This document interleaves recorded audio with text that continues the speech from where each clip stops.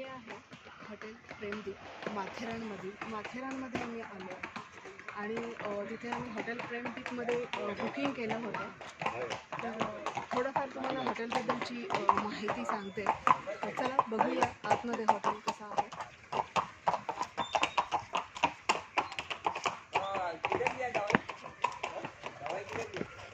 हॉटेलमध्ये एंट्री करताच आपल्याला प्ले एरिया दिसतो, जो मुलांसाठी आणि मोठ्या लोकांसाठी सुद्धा वापरू शकतो आपण. आणि इथे आपण फुल एन्जॉय आणि धमाल करू शकतो. हे यांचं रिसेप्शन आहे.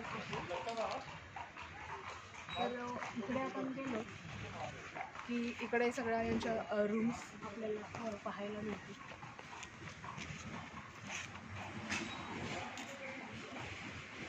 तर सर्वप्रथम तर इकडे मॅप आहे. पॉईंट आपल्याला जर एक्सप्लोअर करायचे असतील तर हा मॅप पाहून आपण जाऊ शकतो. थोडं पुढे जाऊया. इथून यांच्या रूम्स सुरू होतात. इकडे आय थिंक 4 लोकांसाठीच्या ह्या रूम्स आहेत. चला थोडं पुढे जाऊया आपण आता. पुढच्या रूम बघूया. तर इकडे जे आहेत ते 2 लोक, जर तुम्ही सपोज कपल्स असेल तर तुम्ही या रूम्समध्ये राहू शकता. आणि लिटरली खरंच ह्या रूम्स आतमधून खूप स्वच्छ आणि क्लीन आहेत. त्यांचा क्लिनिनेस खूप छान आहे. आणि इकडे 3 लोकांसाठी जर असेल तर तुम्ही 3 लोकांसाठी ह्या रूम यूज करू शकता.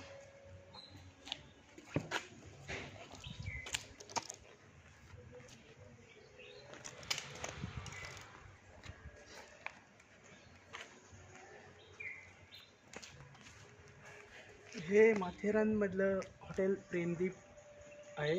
हे सगळे बजेट हॉटेल आहे. इथे आजूबाजूला तुम्हाला अजून भरपूर हॉटेल भेटतील. जसे अडॅमको विलेज आहे इकडे. त्या इकडे सायबान हॉटेल आहे, मिस्टी वुड्स आहे.